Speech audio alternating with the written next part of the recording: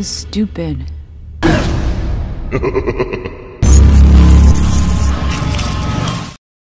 I'm explaining a film from 2017, Dave Made a Maze. Spoilers ahead. Enjoy the content. David, a jobless 30-year-old, devotes his days to constructing a cardboard labyrinth. He claims to be a talented artist but hasn't produced anything of value. In an interview, David explains he built the maze to prove his capabilities and regrets the lives lost because of it. The scene then takes us back 3 days. David's girlfriend Anna returns from a trip to discover an enormous cardboard structure in her living room. When she calls for David, he answers from within the structure. He welcomes her home proudly, declaring he built the maze by himself. Hey! What the? Hey, baby! Welcome home! What is this? I built a labyrinth. Have you been working on this all weekend? I'm lost. It's cardboard. I know, but it's much bigger on the inside. Anna leaves herself to wash but finds David still within the cardboard when she returns. He admits to working on the maze all weekend and lost his way, bewildered. Anna points out that he can just knock down the cardboard to leave. David argues that it's considerably bigger inside and refuses to destroy his labor-intensive build. Anna is agitated and tries to enter, but David cautions her that it is too hazardous. She rattles the cardboard, causing stuff to tumble within, and David shouts for her to stop. Anna gives up and chooses to walk in, but David continues to impede her admission, worrying she would become lost. Anna asks David how long he's been in the maze, to which he responds 3 days. Concerned, she suggests tearing it down, but he stubbornly seeks an alternative with no other options. Anna calls David's friend Gordon for assistance. When Gordon arrives, Anna fills him in, but David insists no one enter until the maze is complete. He then describes the structure's beauty, explaining he built from the center out like a seashell. While Anna and Gordon discuss the predicament, they remark on David's tendency to leave projects unfinished and question how he's going to the bathroom in there. Overhearing David admit he hasn't eaten in 3 days. Worried, Anna and Gordon attempt to lift the cardboard, but the box suddenly begins violently shaking like there's a machine inside. Gordon calls their mutual friend Leonard for help but inadvertently invites more people, including journalist Harry and his crew siblings Greg and Bryn, energetic Jane, 2 Belgian tourists, and a homeless man. David warns everyone against entering or damaging the maze due to its obstacles and traps. Frustrated, Leonard leaves when David refuses assistance. Anna grows increasingly concerned and David apologizes for putting her in this situation. He expresses how much he misses her, and despite her frustration she tells him that she misses him as well. Anna decides to enter the maze and rescue David. Thrilled, Harry begins documenting everything for his film. Seeing that Anna is getting ready to enter, everybody save the homeless guy decide to accompany her.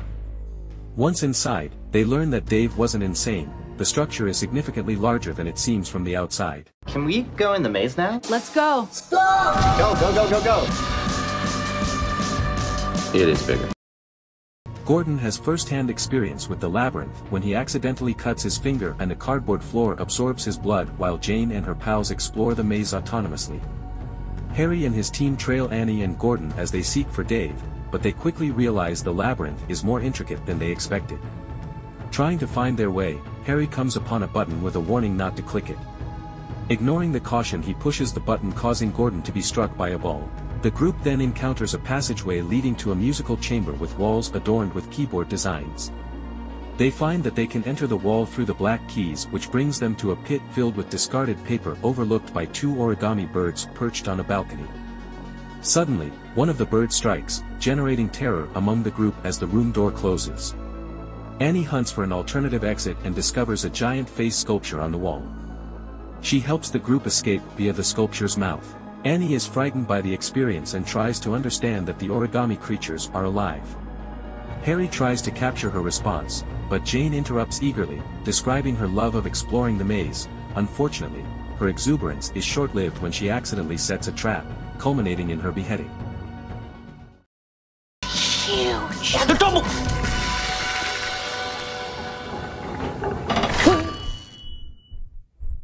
Okay, I think we're good. Oh. In a bizarre twist, her body releases confetti in yarn instead of blood, causing the group to flee in terror. The scene shifts to Greg and Bryn playing hide and seek in the maze, where Greg accidentally sets off another trap, crushing him between a wall and a spiked grate. Bryn discovers his lifeless body and is doused with an odd pink substance elsewhere. Annie expresses frustration about Dave's implementation of the traps. Gordon explains that without them, the maze would just be a network of convoluted tunnels. Bryn, now terrified, joins them and informs them of what happened to Greg, taking them to the scene of his death. To their amazement, Greg's body is vanished, with a trail of blood and massive footprints trail away from the chamber. Gordon surmises that the tracks belong to a man-devouring half-bull, half-human beast dubbed the Minotaur. Fed up, Annie decides to make a breach in the cardboard wall to enable everyone escape.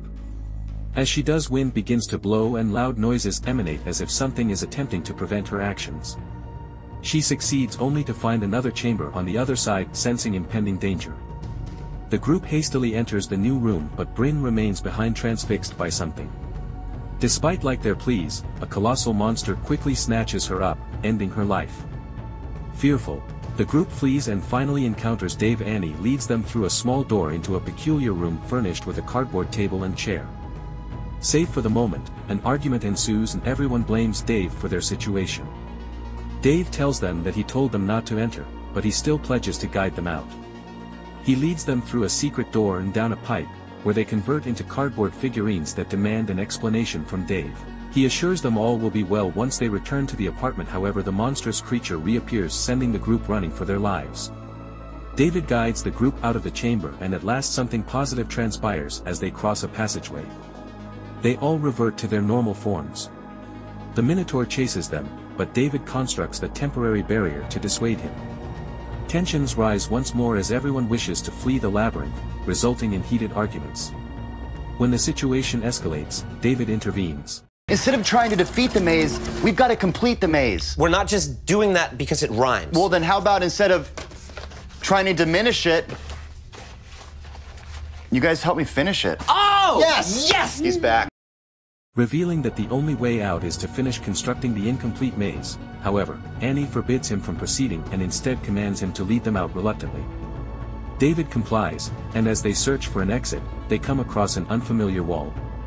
Oddly, David does not remember constructing it. Meanwhile, Leonard arrives home and enters the maze, where he discovers the Minotaur's axe and Jane's decapitated head. As he departs, a colossal origami insect attaches itself to his back. Elsewhere, David leads Annie and the others to the entertainment room, then escorts them to another strange chamber containing a mesmerizing gap in the wall. The opening has a hypnotic effect, drawing Annie and the others toward it, but David warns them to keep their distance. When they disregard his warning, he unveils his hand, now transformed into cardboard, from touching the opening, and the group proceeds only to find the maze expanding on its own, overcome by the bizarre events.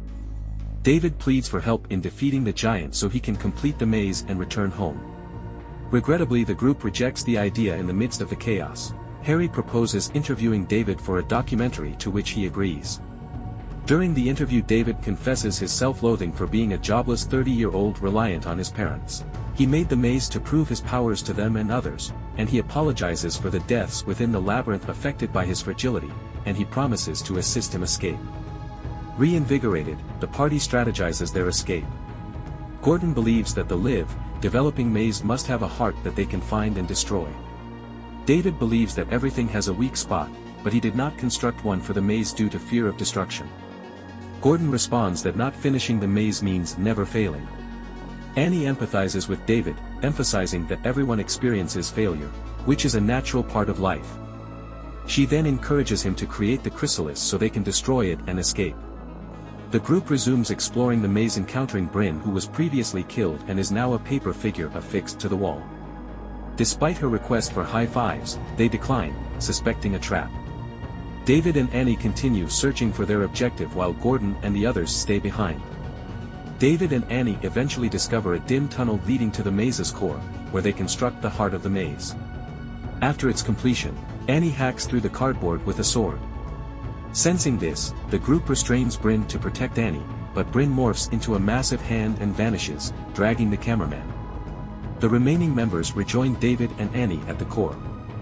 On the way, Gordon becomes separated when the Minotaur starts to chase him. As David and Annie assemble the heart, Harry and his crew document the event. The Minotaur relentlessly chases Gordon as the heart becomes alive, and he sees Leonard perish through cardboard blades at the Mesa Center.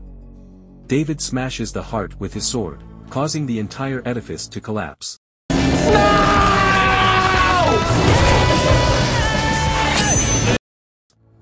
The group safely escapes the wreckage, but David is devastated by the loss of his creation. Harry consoles him by reminding him of the documentary.